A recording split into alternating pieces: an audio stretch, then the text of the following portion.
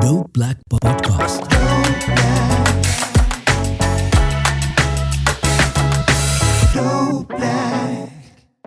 When two brothers collaborate with wanting to create something positive and impactful, greatness is the product. And here is a perfect example of that. I'm your friendly neighborhood Cameron, and today on Dope Black Dad, let me introduce firstly an award-winning filmmaker from Sierra Leone, West Africa. He's the president of Salone Rising, a non-profit organization that provides microfinancing and mentoring resources to small business owners in Sierra Leone. So firstly, let's hear the deep tones of this guy who embodies creativity with a purpose. It's none other than Ali Kamanda. Ali, how are you? Oh, I'm doing very good, Cameron. Thank you so very much for that introduction. No worries, man. No worries. And we're also the best to have an assistant district attorney who works in Buncombe County District, if I'm saying that right, who also is a professor in South College's legal department. And I've just been hearing a bit from this guy, and he just sounds incredibly wise, and he's an intelligent brother. I have to introduce my guy over here to help stop the pipeline to prison. We have none other than George Redmond. George, how are you? I'm doing good. Thank you for having us on. Good. Yeah, I'm feeling a bit underdressed with you in the suit, you know. But we're all looking good. That's how I always feel, man. I know, right? I know. He's showing us up. Oh, God. 1 second. I'm going to go run to the wardrobe. No, I'm joking. Right. So, hello, guys. Sharp. Let's start off firstly. Where are you guys? Whereabouts are we? Because I think we're all in different places at the moment, aren't we? Ellie, where are you? That's correct. I am currently in Lancaster, Pennsylvania. All right. And George, yourself? I'm in Asheville, North Carolina. Cool. And the distance from you guys is quite a bit, if I'm correct. So Can you tell me? Yeah, man. We just did our book launch out in Asheville. That was an 8-hour drive from here, I believe. Yeah, that sounds long for me. But that sounds crazy. So since we've gone straight onto the topic, actually, your book launch, how has that been for you guys so far? It's been wonderful. I mean, it's the whole process and the journey, not only the launch, but going to the conventions, the library conventions, and speaking on the webinars and going to schools. I mean, this has all been a wonderful journey that will always be a lifetime memory for the both of us. I can imagine as well. And I believe you both are fathers as well, if I'm right in saying. Yes. And can you talk to me a bit about how... That's correct. Can you talk to me a bit about how that has kind of influenced you creating this book? How did that kind of process start? So, we are both dads. Fortunately, our sons are about, I want to say within weeks apart from each other. So they're both turning 10 here soon. And so the start of this whole process was really a journey, as Ali would like to always say, it's really a love letter to them, right? And hopes for encouraging them so that they can be able to understand that they have the power to determine their fate and their success in this world. I was just going to jump on that is that, being dads, we just see that as our biggest blessing right now in life, So I think for us, having that opportunity to create something intentionally for our sons, is just a very special thing. So we're just thankful and excited about the journey so far. Perfect. And if I've researched correctly, for you, Ali, you originally grew up in Sierra Leone, and I was really just kind of interested how your childhood in Sierra Leone compared to your kind of like teen life in the States. How has that influenced you in creating this book at all, or was it all just from your kids' experiences, or was it from your own childhood as well? The beautiful thing I think about writing is that when you are trying to use and share your own voice, it's always best to come from a place that you are familiar with. Mm-hmm. So this was a perfect opportunity to do both, though. It was a chance for me to reflect on my own upbringing and my own life as a kid. But at the same time, too, it was also a moment of seeing a new world, now that I'm a dad, seeing that world through my son's eyes. Mm-hmm.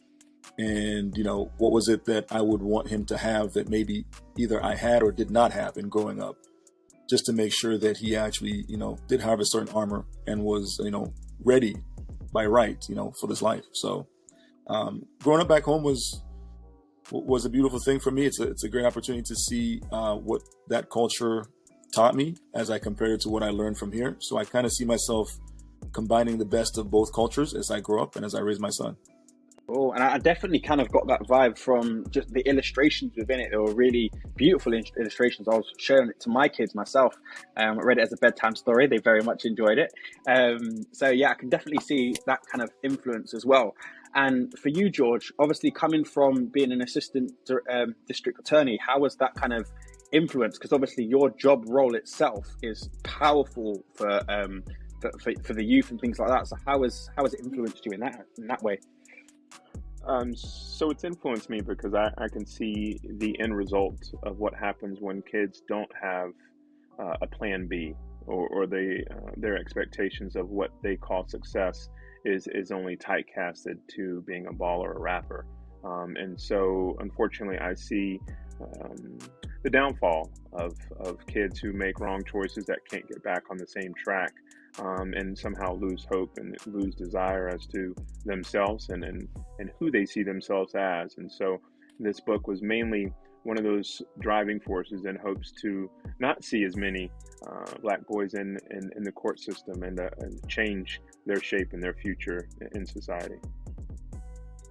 And I completely can get that from the book. Like, it wasn't just, even though obviously I'm assuming a majority of people that are going to be stopping from this pipeline to prison, you'd expect that to be from kind of like adolescent teenagers, but you're kind of impacting them from way before then, when it actually matters. That kind of childhood entrance into life itself is huge and powerful, obviously. And how can you see, I know for me specifically growing up, like I grew up without a dad, so my kind of role models were people I saw in books and movies and what I could find as a young adolescent. So how do you feel, what kind of thoughts do you have on the importance of having kind of role models within someone's life at such a young age as well? Well, for me, I believe kids are just sponges at that age, and they take in everything. That's as you get older, I think, because we know you kind of get more stubborn. The barriers get built up. You're not easily accessible to change and to adapt. And so for kids, this is the time where they're learning to read. This is the time where they're learning a little bit more about themselves. And so why not, at a time when they're learning a little bit about themselves, that they're also learning how they got here, who they are, who the past represents, and how that can affect them as they continue to grow into an adult. And a question for you, Ali, then as well is, where did you come about picking the specific type of, within the book you explain different types of famous Black greats. What made you pick those specific Black greats? Was it something relatable to kind of your experience, or what you think would make the biggest impact on everyone? What kind of was your thought process behind that? It's more towards the latter. Mm-hmm. See, the idea behind this book was Jorge's, mm-hmm. and he came up with this and said we should do a book called Black Boy, Black Boy. So, immediately when you start thinking of references, then, you look towards the greats, mm-hmm. And I think for us, we were very intentional about wanting to create a very fun, we would say, introduction to Black history. Mm-hmm. So one of the key components of that was then to find, men who had achieved something as a first, who were the pioneers of stuff. And that's where I believe a lot of this came from. So once we started, also, given the rhyme scheme we had intended or already put down, we wanted to make sure that we found the right new names of folks that we believe expands the lexicon of Black history in terms of,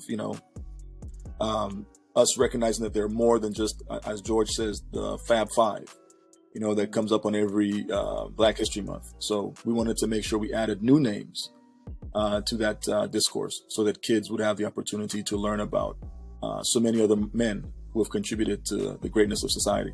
And what kind of role models would you say influenced you as children, to be honest? Obviously, you've got the guys mentioned in the book. Could you elaborate a bit more on who's influenced you guys and kind of creating you guys, in my eyes, definitely are seen as very successful, Black role models. What influenced you to kind of be the greats that you are yourselves? Sure, I'll take that first. I mean, essentially, You want to take that first, George? it was the athletes and unfortunately entertainers that shaped me. My first thoughts when I was growing up was to be a baller. So this book really meant a lot to me because this is the same sort of dreams and aspirations that I had as a kid and that I'm trying to break. But also, my father was essentially in my life throughout, but he would come and go. And so there were times where he wasn't there that also inspired me to be the dad that I am, to be the man that I am. But also the times that he was there, his focus was on knowing my history, knowing where I came from. And that allowed me to dig a little bit deeper into learning about some of the historical figures that we have, in our history. And so those were the types of role models that essentially that I look towards, and obviously our civil rights leaders in understanding specifically the ones that have done a lot legally wise in this country. And what about for yourself, Ali? Well, see, for me, mine growing up, especially from an African culture, were my parents. Those are my role models. And so more specifically, as it relates to this book, it's who will be my dad. I learned a lot from him and through him. And I see myself as his son, not necessarily filling his shoes, but trying to find my own path in life, which is what he had always wanted. So what I sort of love about this story and what we're doing too is it also shows that love story between a father and a son. And I think to me it's very important in growing up and having role models that you can aspire to be, because for kids, as they say, seeing is believing, so if you see someone do something and, what greater role model than your dad, if it's possible, or your mom, or even just like a family figure who's close by. And then in terms of the other men that you see in the book, some of the ones who had the bigger influences on me are not listed. Because again, there were just so many names and we didn't want to make it so personal. Like Muhammad Ali, I was named after him, but as a kid, my dad always was just like, yeah, you're going to be a fighter, not necessarily like, physically, but that you should fight, throughout life. Stephen Biko was another one that we were going to put on there. But yeah, a lot of names got left on the cutting room floor, names of folks whose works in life have inspired me as well. And I have seen in some light as a role model in terms of how they approach life and what they're able to accomplish. But for kids, man, seeing is believing. If they can see someone do something, it's a little easier for them to believe that they can too, especially then if you add with that some love and support.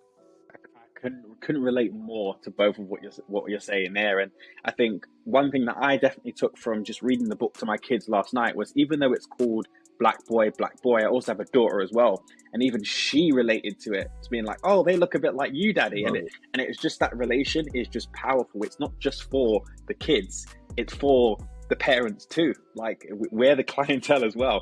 And it's quite interesting. I didn't realize this, but one of the greats you mentioned in the book also has the same name as my son, and he started asking questions about, who's this? My son's 4, by the way.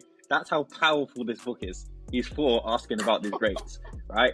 So that's where you know that this mission that you are truly trying to bring out and create is working. It is working, and it is a pleasure to obviously hear about how this is kind of growing and how this is impacting people.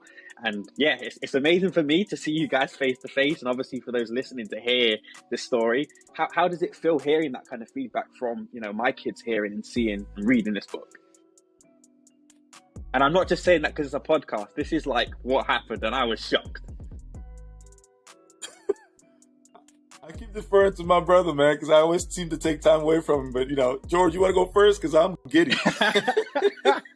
No, you go first. I want this real, raw emotion. You tell me how you're feeling. It means everything, man. To be very honest, because we set up on this thing as George calls it, our COVID baby. It came from a place of darkness. We were very down. As Jason Reynolds, I think, has been putting it when he best expressed that time frame in life when this was created. There was COVID and there was the murder of George Floyd, right? So as a collective, a lot of us really were having a hard time in a sense, like, finding air to breathe. And so for us, we've always said that oxygen for us is family.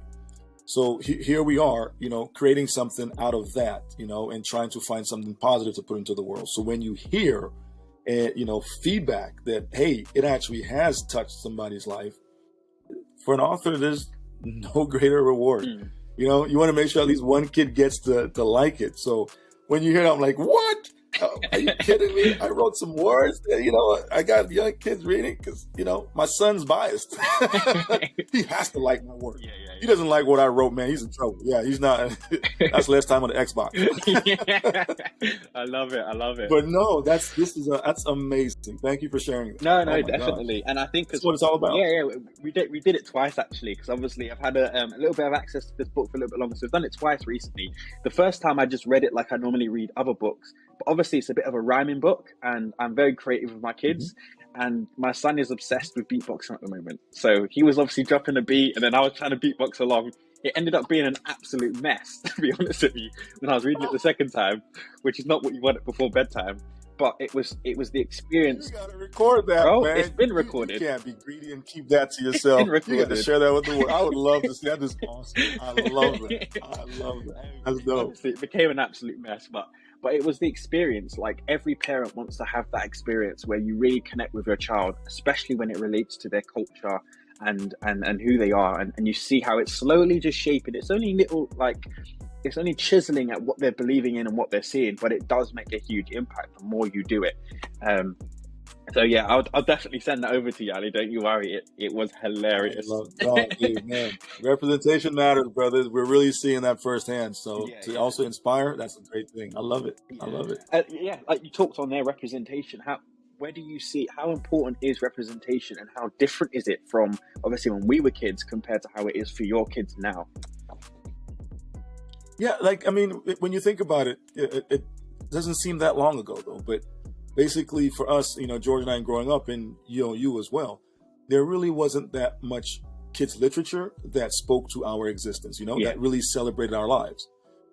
So here we were finding some of these, I guess, in other stories, definitely didn't look like us, but that was what we had. So again, now being as a dad and seeing just how much more representation has already been put out there, and then to see the effect on kids, you can't help but leave like, yeah, that's what everybody's been talking about. So it's honestly, especially in kids literature, it is super important, because when a kid can see themselves in something, that looks like them, it's aspirational, it's inspirational, it's powerful, so there's nothing else like it. And maybe growing up, I didn't quite understand that, because, whatever was available was what I'd read, and I'd like it, if it was good. But I didn't necessarily be like, well, I don't see myself in it, and maybe not understanding what that meant. But as I grew older, you started to hear those echoes. I was like, yeah, that's something. So now to see that it really was a thing as an adult, I'm like, man, I was pretty naive for a while there, but how important is it right now to create that? So my own son grows up in a culture now that, has more of his representation. I think that's in his story. That's beautiful. That's really interesting, actually. I remember, like I said, I've been traveling recently, and I really wanted to share. I'm from St. Lucia originally, my kind of background. And I took my kids to St. Lucia, and there's a lot of advertisements and stuff with black models, and the children's books have black kids in it and things like that, which I thought was really cool. But obviously, coming from the UK, that stuff is you have to hunt for it. Do you know what I mean? It's a genuine hunt. You're there in the bookstore looking through books going, nope. And it's a real breath of fresh air to kind of see that slowly creeping into, the different cultures that are on the Western side as well now. Because the world is so adapting and moving now, it's so needed, definitely. George, your kind of perspective on it as well. So for your kids, how has this book, how has it influenced your kids?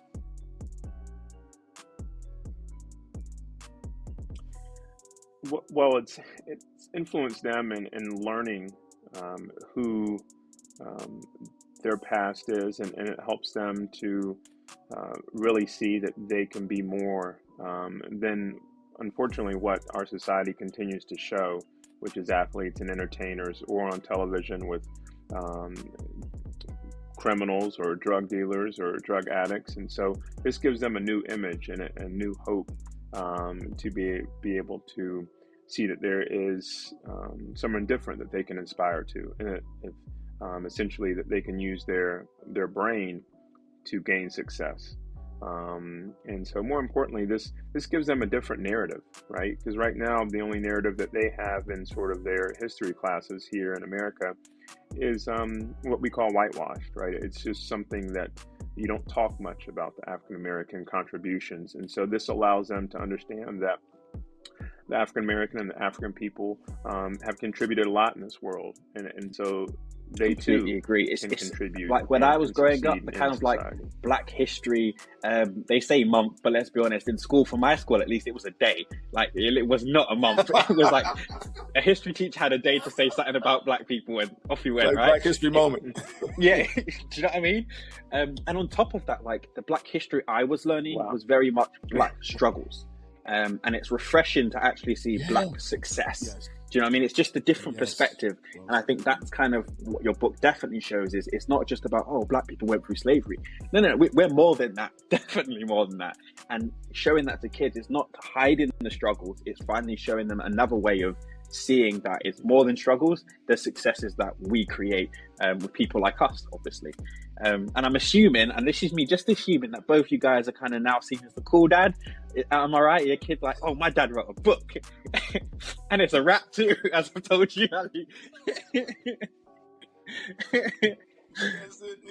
Yes, we are, man. You should have seen our boys at the book launch. Mm. You know, all of a sudden when it's done, and not, you know, everybody's now getting up, and we've been talking about this book, and they've been on the spotlight too. You know, and we're highlighting our kids.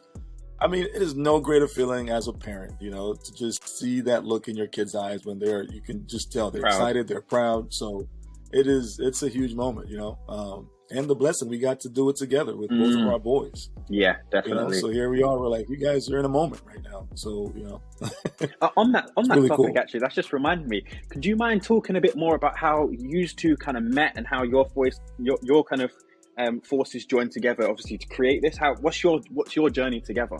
You don't want to tell the story right, man, because you're right. being modest. So I'm gonna go ahead and tell you. Let me tell you this. Thing. I saw the smile on your face. You were This ready dude, for it. like, he was the best soccer player out of North Carolina. Okay, and we both played soccer in high school. And so, along with my high school buddy, his name is Casey, we were in Chapel Hill, and we had heard about this Jorge Redmond. You know, because we were at 2A school, he played 4A, and he had just dominated the charts. So of course he's coming to Carolina, the most recruited. We wanted to find out. You know, we were, high school ballers, did not get into college to play ball. So our eye was on the radar. Who are the guys from our state who made it to this school? We're going to look for this Jorge. So we go hunting for this guy. Go up to his dorm. He was next to another buddy of ours from our high school. You know, door opens up. There's this white kid. He's on the corner, you know, kind of just doing his hair. And then there's George, but we didn't know it was him. But standing there, shirt off, just chiseled. I mean, sweating, you know. But we're like, this is a black guy. We're looking for this Hispanic dude. We're looking for Jorge, you know. And that just sort of started a thing. He was unique in every way. Doesn't spell his name with a G. His mama knew he was going to be special, so she named him with a J, you know. But the friendship started, and we have been brothers from another mother, as we like to call it, ever since.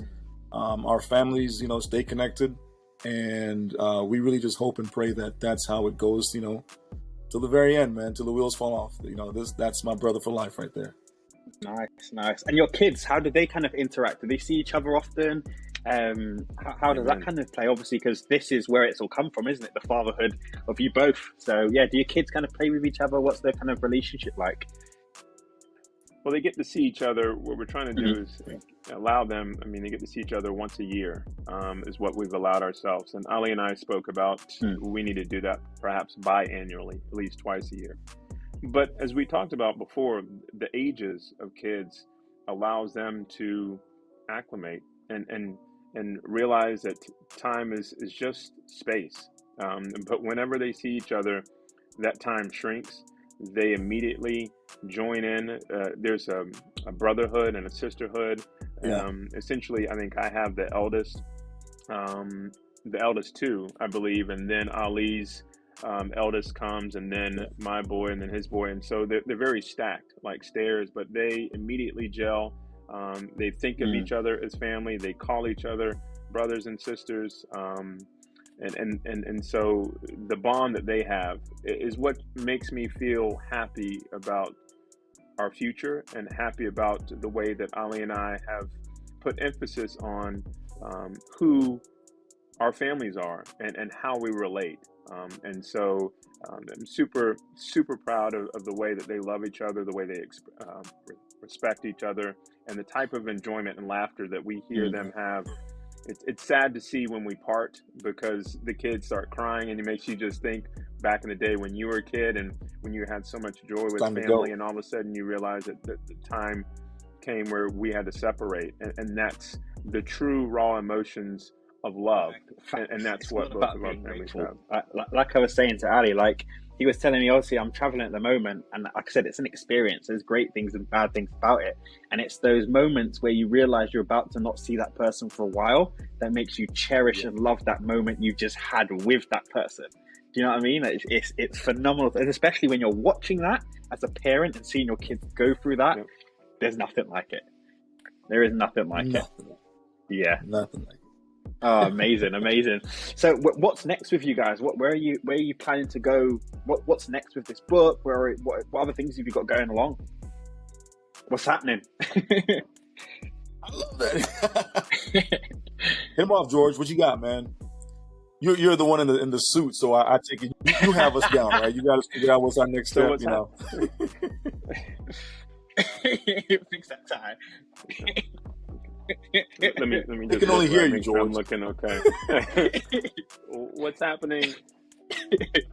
Okay. Dang, that's not good. So what's happening officially on our end is we have a book tour set up in October, where we'll be going through Texas, I believe, Illinois, and Indiana, visiting bookstores, visiting schools.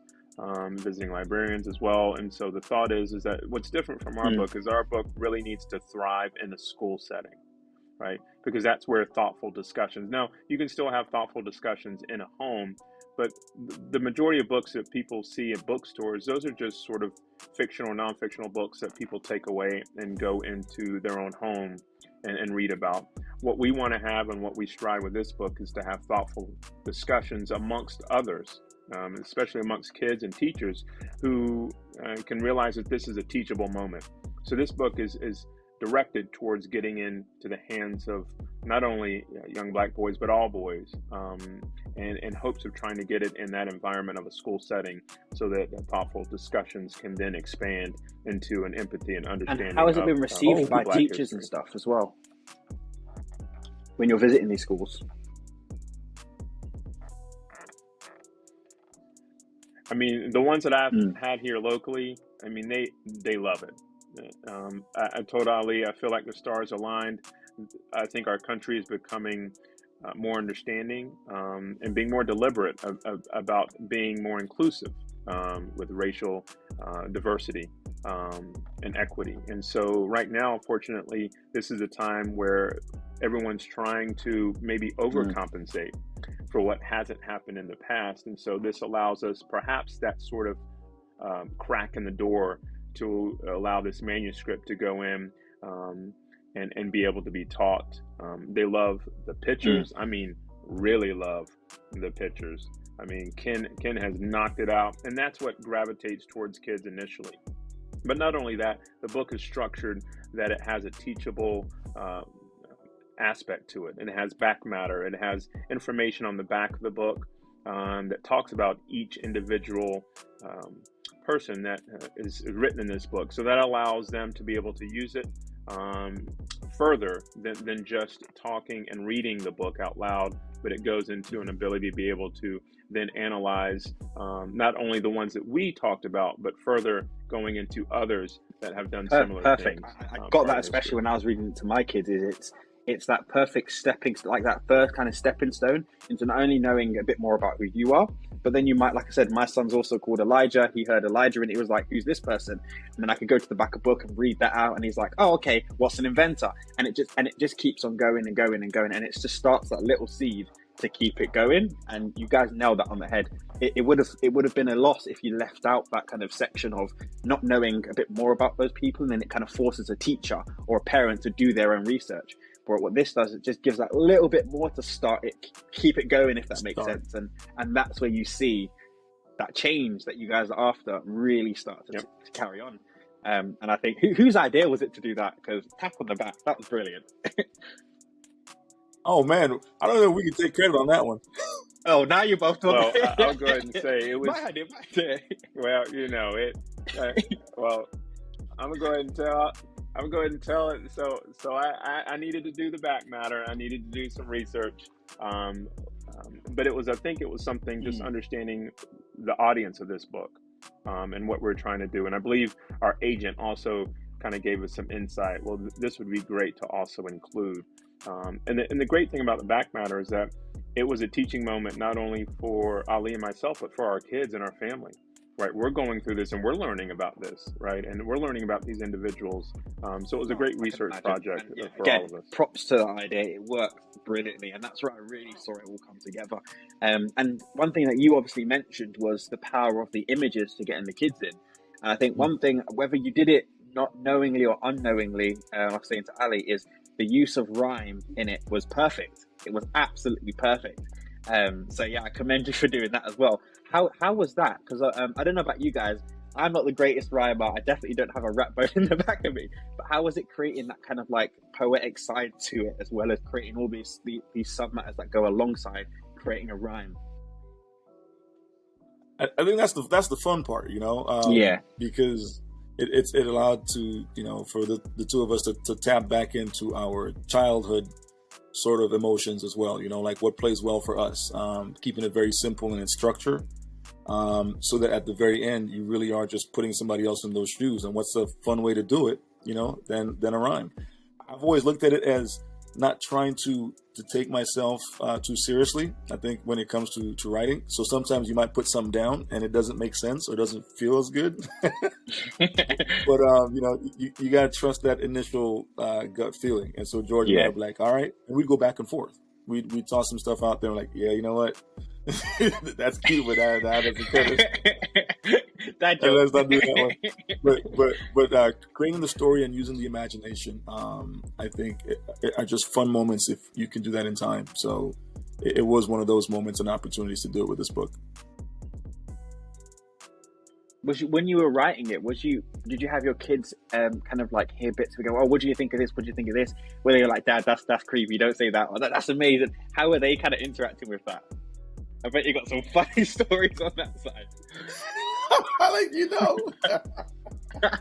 Joe, you go first on your end. What did your kids do?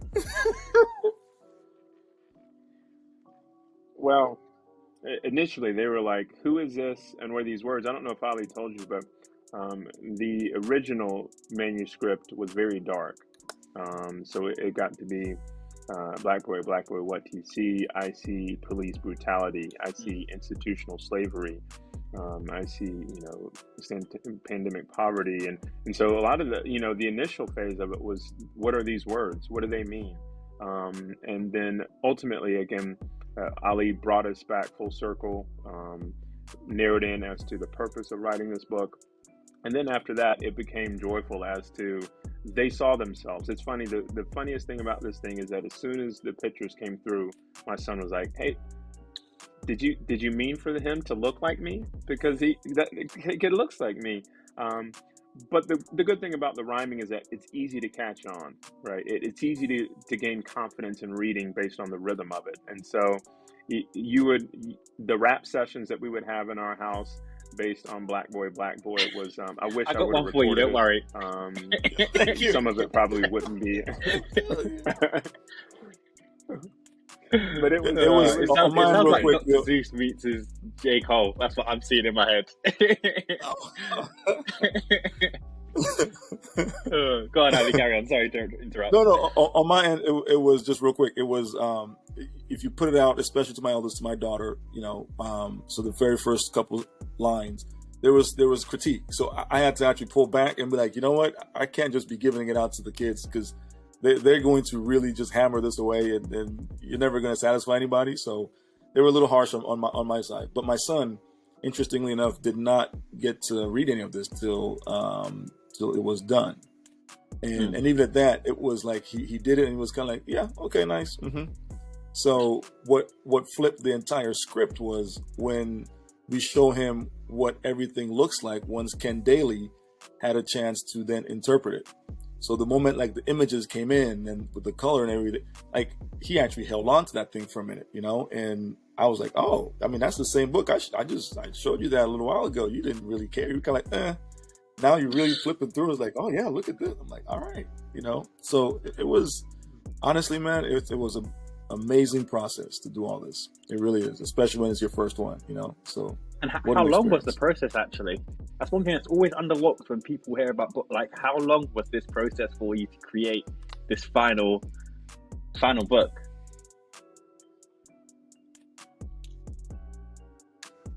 Well, we started, it's probably 2 years ago to this date. I think it was in August or so. And, I think delivering the manuscript probably took maybe 4 to 6 months. If it was a little and shorter. then after that, the publisher ran with it. Yeah, to at least get that in. Was it shorter than that?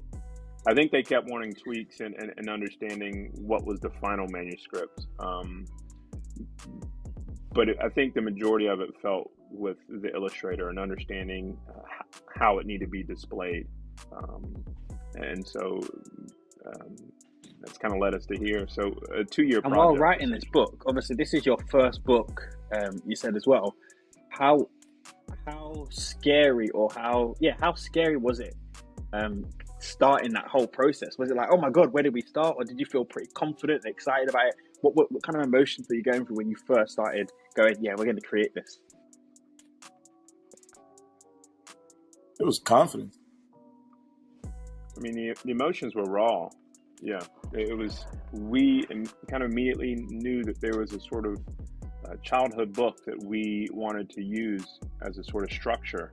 And it really became, Ali and I, it became very organic and very smooth with our sort of interactions as to, at the time, sort of me providing certain historical figures and then Ali filling in the blanks with the sort of rhyme scheme and how it should happen. And then it was as easy as I'd say, as apple pie, but it was extremely easy for us to be able to come together for this. We've had other collaborations before, so this was just more of a written form collaboration. The real quick to that, the beauty of this though too, Cameron, honestly, was that it initially was, look, we're just going to write something for our kids. So there was no expectation, there was no sense of whatever. So that takes away the fear. And it really, I would say, if anyone could take that advice, is that when you first start, don't try to feel like you're writing for this huge, large audience. Like you first just got to, hear your voice and get it out. But be true to what the purpose is. So for us, we were like, really, yeah, man, we need to write something for our sons. That took the pressure off, It's only once, all of a sudden you've got something and you are blessed to have an agent who's now saying, yeah, okay, it's time we can shop this around. Or then you're kind of like, oh, wow, this is real. Okay, so this is going out, and then you start getting the no's and you're like, oh, this is really real, before all of the other things come in. But prior to that, man, it was like, yeah, to write this, we were just excited because I think we were really pissed and we're like, we got to do something. And I think all of that energy transitioned or transformed into something creative and hopeful. But it was, there wasn't a lot of fear in getting this started. It's afterwards. And right now, are you kind of eager and hungry to create a next one, or are you still living within the kind of space of this book still? Obviously, you've got the book tour and all that going on as well. Are you like, I'm ready for the next one? Are you like, no, I want to show this one into its fullest potential? Where's your kind of mind at with it? I would say both. To be honest, I think we are in the same sense, just pinching ourselves now that everything's unfolding once the book is out, and to see that, but to also not get lost in that part, because as often as you can, you just want to make sure you keep the creative muses inspired, because a lot of times if you have those lulls, that's when you can just sort of let things die out. So for us right now, we've already created a Black Girl book that comes out in 2024. So it gives us a large enough of a window to create something else, and we are actively on that process. Yeah, my daughter's going to be very happy to hear that. I can tell you that now. Yes. She's ready for her. We've got daughters, man, so you have to imagine. You get somebody saying, oh, the Black Boy book. Okay, we're going to try to get that out onto shelves. Our daughters were right there like, what? Where's our book? So, that had to come about. Yeah. Mm-hmm. But like I said, even though I was reading Black Boy to my daughter, she could still relate to it. So it's one of the things it's not just meant for. It's beautiful of that. You'd think it would be. And even when I was reading it, I was like, oh my God, how is she going to take this? She was loving it. She was absolutely loving it. Especially the rap. Like, she's loving it. So it's powerful. And now knowing that there's going to be, a black girl, Insider and Dope Black Dad. Well excited for that. Well excited. Love it. Oh, that's amazing. That's amazing to hear, guys. Is there anything in particular you want to make sure, from your message point of view, that you want to make sure our viewers and listeners can hear, from your whole experience of what you wanted to create with this book? What's the kind of main mission that you want to create from this, and you want people to get from Black Boy?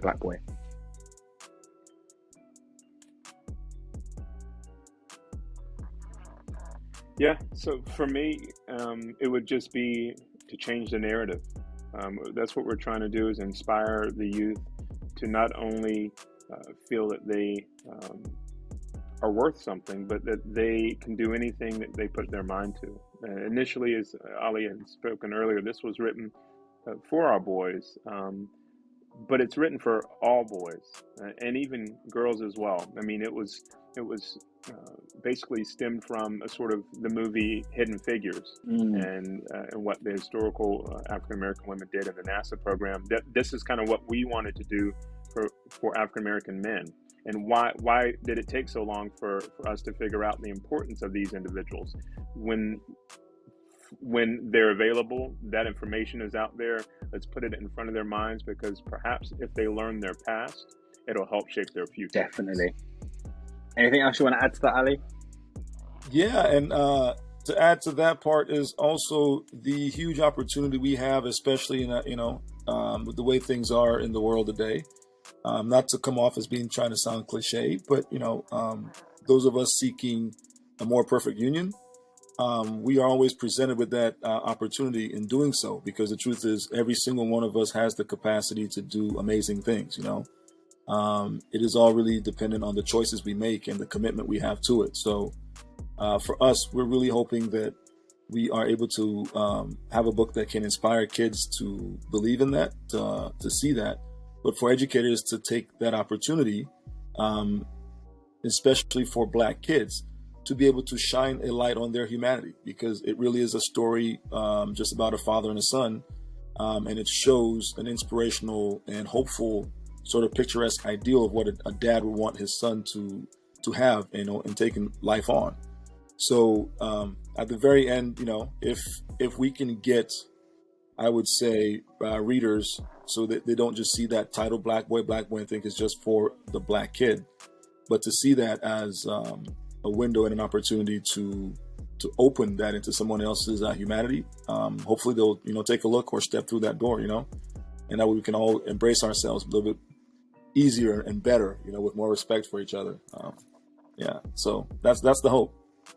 Yeah, and where can one get this amazing book? And I just, before you put on that point, I just want to make sure people are aware, just to emphasize that this book isn't just for Black boys. Like I'll see if I can share the video of my daughter enjoying this book as well. This book is for everyone, not just Black boys, Black girls, and it's also for the parents as well. The experiences you can create from reading with your kids is powerful, and there isn't a better way to start doing that or encouraging that than from this book, in my personal opinion. I am genuinely not just saying that because it's a podcast and I'm on here. It was an amazing experience to have with my kids, and because I don't like reading too much with them, I like doing like songs and creating my own stories. This is a book we started reading a lot more often. So where can one get this book? Oh, first off, thanks for sharing that message, man. But I love that story. But yeah, George, go ahead and tell them what that was. That's what's up. I love that. That's awesome. Yeah, I appreciate it, Cameron. That's exactly what Ali and I were always talking about. We were almost in fear of the title, right? We didn't want to be in one of those situations where that's all people saw. And that's the whole thing, is about we're wanting to change the narrative. We don't want individuals just to see that and look away, right? But to look inside the cover of a book and not judge it based on the cover, right? But you can buy this book. No, you didn't. We have to make sure we let people know. Like, it's available wherever books are sold. But in truth, as we are also coming from the underground in a way, independent bookstores, not that we have anything against the big guys. If you can support, by purchasing this book through an independent bookstore, we would actually really appreciate that. If you happen to purchase it on Amazon, please leave us a good review. And if you don't, just leave us an honest one. We would love to see exactly like what we're talking about. But yeah, it's available wherever books are sold. And we are just super thankful for the opportunity. This is a great, great chance for us to add to that literature that's already existing, in our own way. So. And thank you guys for being here, because this is, like I said, I'm slightly more starstruck now. Obviously, I'm speaking to you guys. I've read this book. I'm seeing your faces. It's quite profound for me, and I'm so thankful for you guys for being on this podcast. And honestly, to everyone who's listening, I highly do recommend this book. It was a breath of fresh air, not just for me. It was for my kids. I can almost guarantee it will be a breath of fresh air for you guys. So if you love your kids and you believe in them, so start your journey. Ready, set, go. Do you like that? You like that one? Brilliant, guys. Again, thank you, man. Thank you for this time and for the conversation, brother. But that was it. There you go. Thank you, guys. Thank you. Honestly, thank you so much. And again, guys, thank you for listening.